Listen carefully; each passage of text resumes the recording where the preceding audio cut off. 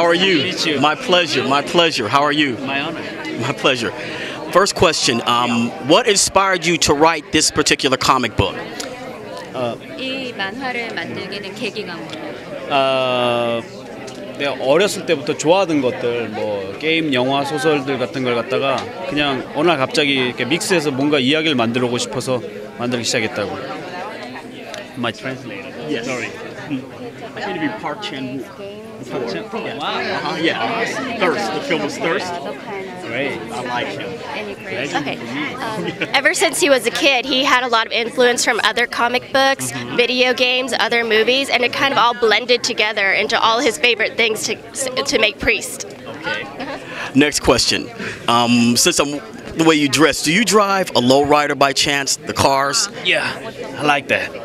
I really like that. Especially, I'm old school bikes. I really like that. I thought so because I said this guy drives the lowriders. Right. Yes. So what's next for you? Writing more comic books or to have them used in films? 오빠가 지금 다음에 작업하고 있는 것도 있냐고. 그저 고스트페이스랑 차이니스 킹덤 스토리라는 작품 두 개를 같이 진행하고 있고 그리고 또 영화로 만들 계획은 영화로 만들 계획은 뭐 앞으로 좀 더 열심히 해봐야지 무조건 만든다고 다 영화로 만들어 주는 건 아니야. 재미 있어야지 물론.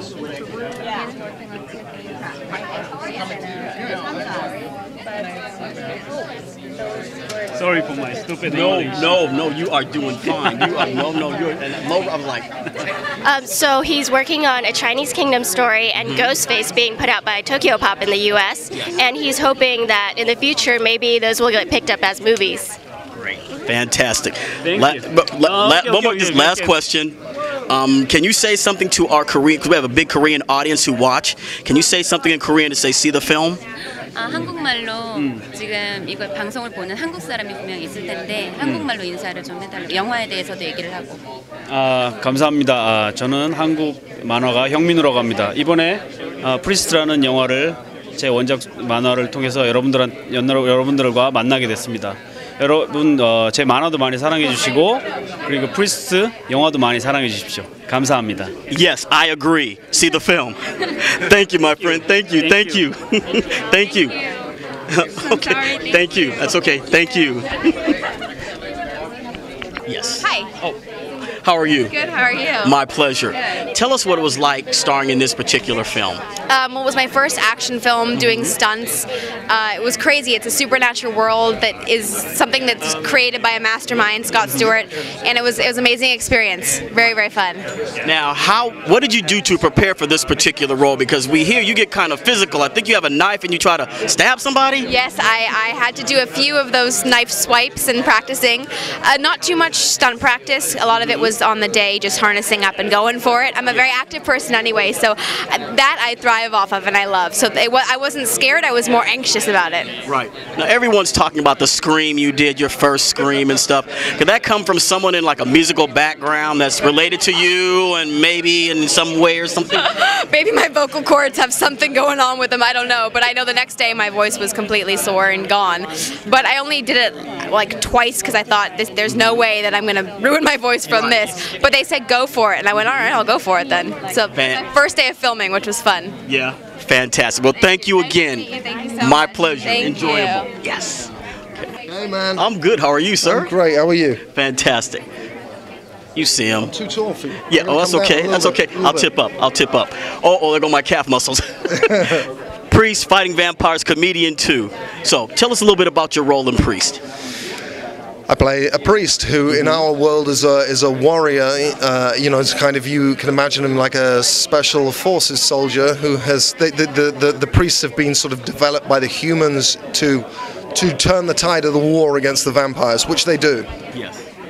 The vampires are sort of secured in prisons, and the human beings retreat behind walled cities. And the priests, these special forces soldiers, are disbanded and asked to kind of re-enter normal society, which of course is very difficult for them after the things that they have seen and done. Right. My character, when you first meet him, is shoveling coal in a foundry, and then into his life comes this new mission, and the mission is to save his niece. And suddenly, all of those kick-ass instinct skills are useful again, and I think secretly he's enjoying himself. You know. back to old school. Yes, sir.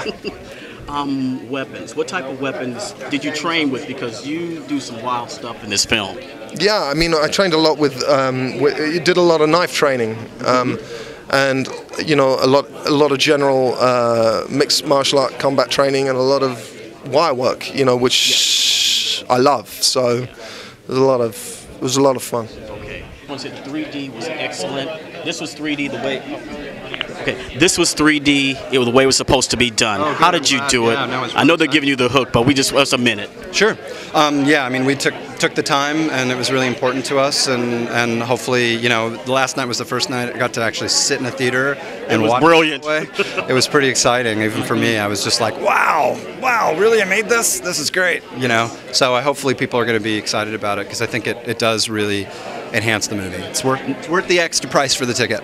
Right, now you said you made this on film, and the lenses you used, we're getting a little technical here, like f-stops, like... No, they're called C-series lenses from Panavision, and those are lenses that were popular in the 70s, and there are there are not that many of them left. Okay. They've been many broken over the years, and but they're the kinds of lenses that give the quality that you would see in films like Star Wars and Blade Runner and Alien, and you know, a lot of the pictures that we saw in the 70s and early 80s, and people use those lenses because of the kind of the artifacts. You can see the glass, you see lens flares, and you see you know, the shallow depth of field and all that kind of stuff. And it just, particularly for a landscape movie like this, where you have these big sweeping vistas, they're just really well suited, and they make the movie kind of feel like those movies, and then being able to make a movie, it makes all the visual effects and all the designs work much harder, because you have to kind of recreate that stuff in the digital realm as well to integrate it. But I think at the end of the day, it actually really paid off. We got the best of both worlds, because we got a movie that has that lush look, and yet which we didn't shoot on digital video, at the same time as we were able to get a movie that I think looks great in 3D. Fantastic. They're giving us the hook. Thank you. Thank you. Absolutely. My pleasure.